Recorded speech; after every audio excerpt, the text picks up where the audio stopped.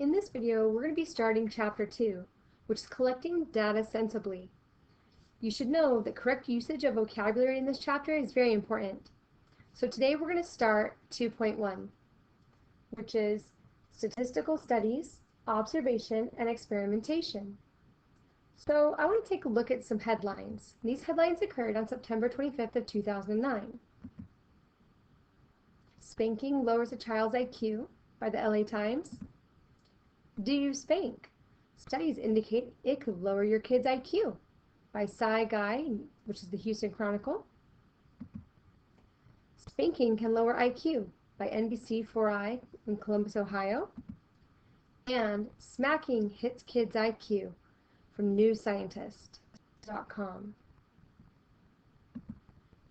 Now, in this study, two groups of children were followed for 4 years. 806 children ages 2 to 4 and 704 children ages 5 to 9. IQ is merely at the beginning of the study, IQ is measured at the beginning of the study and again 4 years later. Researchers found that an average IQ of children ages 2 to 4 who were not spanked was 5 points higher than those who were spanked, and 2.8 points higher for children ages 5 to 9. Now these headlines imply that spanking is the cause of the observed difference in IQ. Is this conclusion reasonable? The answer depends in a critical way on the study design.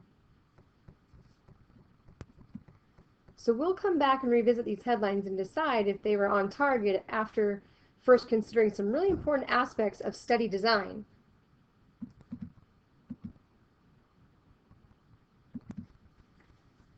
So let's look at observation versus experimentation. So we're going to look at the following two examples. So a social scientist studying a rural community wants to determine whether gender and attitudes towards abortion are related. Using a telephone survey, 100 residents are contacted at random, and their gender and attitude toward abortion are recorded.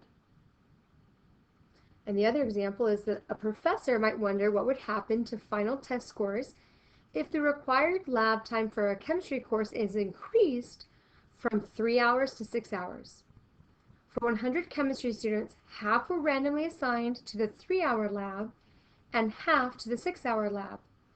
The rest of the course remained the same for the two groups. The difference in their final test scores will be examined.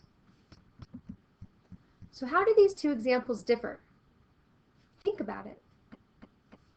How the groups were determined? Were any variables controlled? What did the researcher do? Which is the experiment and which is the observational study? Let's talk about those. So let's go through some definitions. First, an observational study is a study in which the researcher observes characteristics of a sample selected from one or more populations. An experiment is a study in which the researcher observes how a response variable behaves when one or more explanatory variables or factors are manipulated. So for an observational study, we have the relation between gender and attitude toward abortion. And for experiment, we have the effect chemistry hours increase. A well-designed experiment can result in data that provides evidence for a cause-effect relationship. So let's go back to the study on spanking and IQ, right?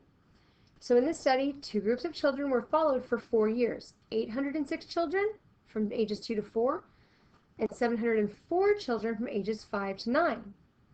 It was measured at the beginning of the study and again 4 years later. Researchers found that the average IQ of children ages 2 to 4 who were not spanked was 5 points higher than those who were spanked and 2.8 points higher for children ages 5 to 9. Is this observational or experimental? Does spanking cause a decrease in IQ? Why or why not? Go ahead and push pause, and I want you to formulate an opinion there.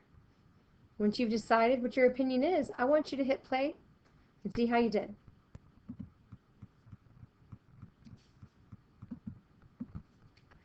So something we need to take into account here is, are there other variables connected to the response, meaning the decreased IQ, and the groups of children? Think about socioeconomic status, maybe an education level of the parent. What about, was it done in the difference of a home environment or a school environment? All of those things come into play here. These are called confounding variables. Confounding variable is a variable that is related to both group membership and the response variable of interest in a research study. So, for example, when people are stressed, they may get muscle cramps.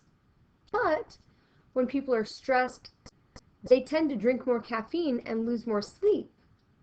Both of these factors could be causing the muscle cramping, so they are confounding variables.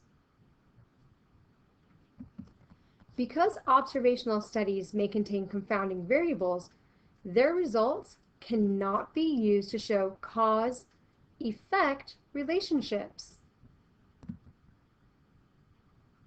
Now, there's some important differences between observational and experimentals.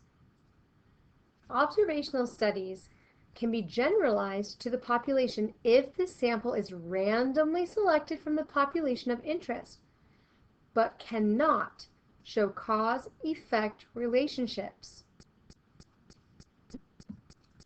Well-designed experiments can show cause-effect relationships, but cannot be generalized to the population if the groups are volunteers or are not randomly assigned.